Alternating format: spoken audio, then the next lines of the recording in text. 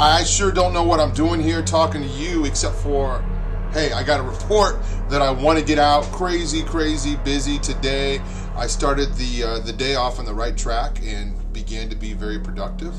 And then I had a little slowdown, then I had a little distraction, and then here I am talking to you.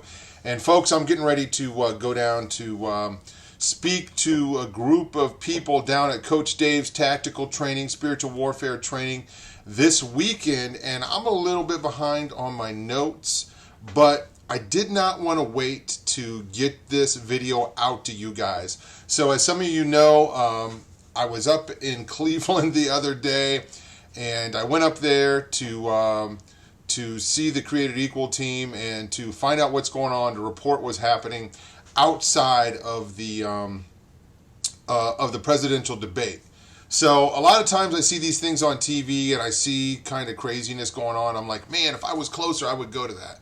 Well, I had the opportunity to be there the other night, and I went and I tried to go live several times, but I had issues with the microphone and I had issues with the connection. Anyway, I did get some video footage that I want to share with you guys. I did an interview with a man on the street, and I really like everything this guy had to say. Just a super nice, I think he might have been a pastor. He wouldn't give me his name. He didn't want to give me his name because he wasn't sure about who I was, which was fine. But he went up there and he confronted all of the doctors and the nurses that were lined up on the street cheering mostly for abortion and for Joe Biden. Okay, so Joe Biden, who represents the abortion issue in this presidential debate. So anyway, guys, I got into some political stuff yesterday. We normally don't do that on this show in that way. But you know what? You cannot connect the politics from the spiritual stuff. Okay, the Bible is full of politicians. The Bible is a very political book, and the Bible shows God confronting politicians. So anyway, it is what it is, folks. You guys know where I stand. I'm not perfect. I reserve the right to be wrong. Maybe President Trump is part of the New World Order. I don't know. But if he is on his way, he's doing a lot of things that I like. I'm a Christian first, and then I'm an American second. And I do like the things that he's doing. I don't like all the things that he's doing. He's not pro-life enough for me personally, but he is doing things. He does have a good pro-life record, better than any president. Anyway, folks, I went up to Cleveland the other night, and I met some awesome people. I don't know if anybody could hear the interview that I did with the gentleman up there. I believe his name was Serene. I can't remember. I'm going to mess his name up. But anyway, expect more for him. We did we got connected, and we plan on doing some more stuff in the future. But I wanted to bring you this video of this guy who I met up there, who went and confronted the hypocrisy of the doctors and the nurses who swear an oath to protect human life. Guys, that was so insane to me. That was so insane to me that these doctors would march in support of the slaughter of babies. And one more thing, I gotta say one more thing. You know what, people, I have had nurses kind of get upset with me when I talk about what happened up in New York City, and they say it's unbelievable. I can't believe that would happen in New York. Really? Really? You can't believe that? God bless you, sister, but I'm telling you, go Google doctors and serial killers that are doctors and nurses. Okay? There's more than 2. There's more than 5. I thought there was one story out there that I could reference. Actually, there's a lot of stories of doctors and nurses who are serial killers who have killed their patients, okay? And they're in a good position to do it. So then you've got these doctors up there the other night, okay, who were cheering for abortion, okay, and wanting women's health care, okay, and the right to bodily autonomy, okay, and supporting Joe Biden, who is the abortion candidate, all right? So don't tell me that those things could not have happened in that New York hospital where the testimony of the lady up there that was volunteering from Florida, she said that they were basically killing people. I 100% believe her testimony and what happened. But I like hearing all sides. So you know what? There are a lot of sides to this, and I don't have the authority on the truth. God's word does. Okay? So anyway, check out this video that I took the other night of this man up here. I believe he was a pastor. When it was all over, I want to add this. When it was all over and all the creative people were walking out, he walked across the street and said, "Can I pray for you?"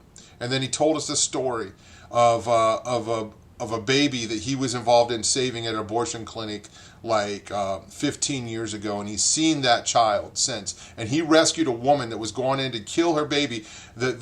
A car pulled up and basically threw her into the abortion clinic. She didn't want to do it, and they were able to rescue that lady, get her away from that boyfriend, and save that baby. And then he prayed for us at the end of the night. So it was pretty amazing. This guy's awesome. I don't know what his name is. If you're from Cleveland, maybe you've seen him around. I'm sure we won't. This is not the last that we've seen of him. But here is the man, the preacher guy on the street, confronting hypocrisy. When your healthcare is under attack, stand up, fight back. When your healthcare is under attack, stand up, fight back. When your healthcare is under attack, stand up, fight back. When your healthcare is under attack, stand up, fight back. When your healthcare is under attack, stand up, fight back. So, here we go. They probably singled me out because I'm not wearing a mask. So, again, going down to the end of the line here and just showing what's happening on Carnegie Avenue in Cleveland, Ohio, in where there is a protest of doctors and nurses and healthcare providers that came out here to make their voice heard, obviously. So this is seems to be the most exciting thing that's happened. It looks like they're moving on, maybe down to the next block. And just like that, these guys showed up, and they have to walk by these pro-life signs. They have to walk by these signs. And I wonder what the response is. Really, looking at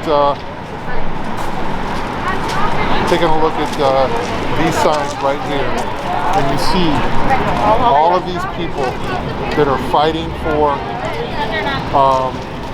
the right to be able to slaughter babies in the womb, and they have to walk by these signs right here. This is what's happening in Cleveland, Ohio.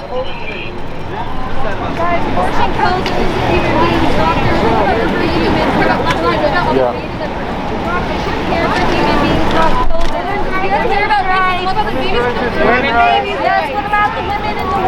So, and they just say women's rights, women's rights. What about the baby girls in the womb? What about their And they look at the carnage and they say women's rights, women's rights. They don't like this. They don't like black people that don't think like them. They don't like that. Right, they really right. don't. Go ahead. So, okay, no. So you're out here and you have a message that's obviously contrary to what everybody else is saying. Go ahead and share, Well, see, these what you're people doing here, these are virtue signalers. Most of these people don't want to be around black people unless they work with them.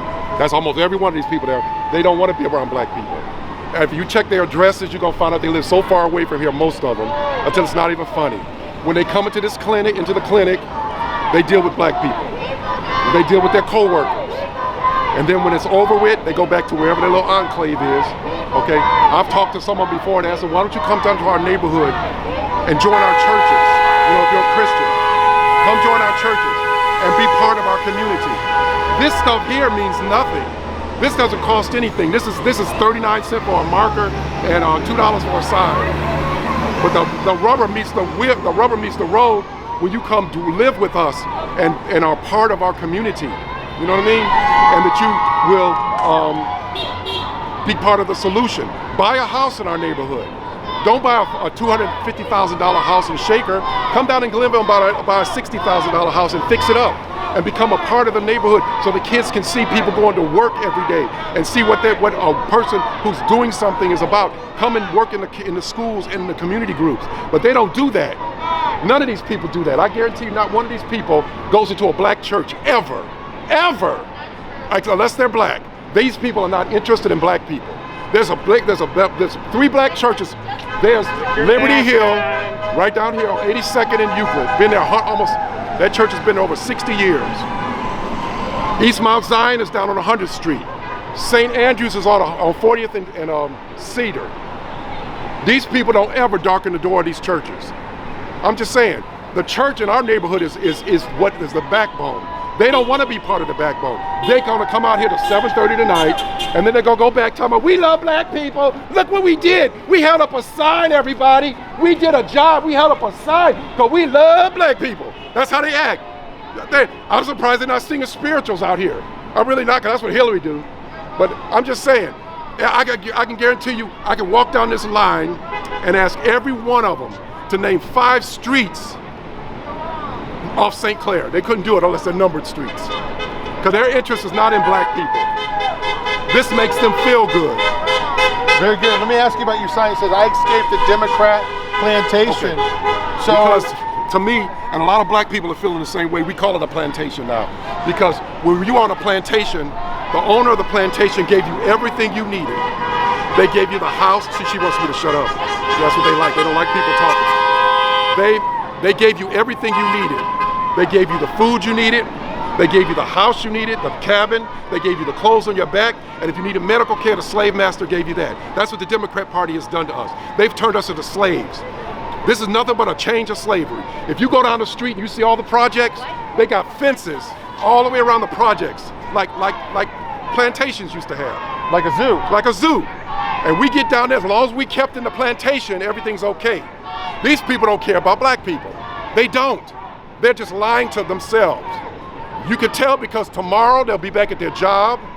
They'll be back there the next day and the next day. They will never go down on 103rd and St. Clair and try to do something in the community. Because this is virtue signaling. This is the prima example of what you call a virtue signaler. I'm just saying, this is easy to do. But they're not gonna come on my street and help me fight the drug boys.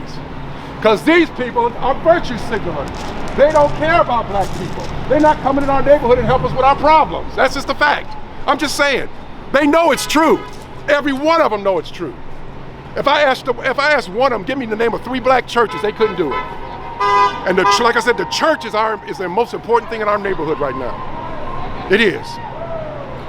Can you comment on just give me your thoughts on seeing these healthcare providers, okay, come and I don't know where you stand on this issue, but basically champion abortion, which is... I have talked to, back in June, there were about 50 of these white coat people down at University Circle at the what's the name of the hospital? University Hospital. It's online. I pulled up one day, I was dropping something off, and I saw all these people with white coats, and they had their little Black Lives Matter signs, and I said, oh my God, they get ready to have a little rally here. So I preached to them. I got out the car and I said, do all Black Lives matter? And they all go, yay! They go, oh yay! I said, do the Black lives killed by the police matter? They go, yay! All of them, they just started saying that. I said, what about the Black life that David Dorn that was killed by that bastard in Minnesota? Remember the police officer that got shot in the head? They go, yay! Then you start seeing them pipe down. I said, what about the black kids killed on the street by other black people? Their lives matter too.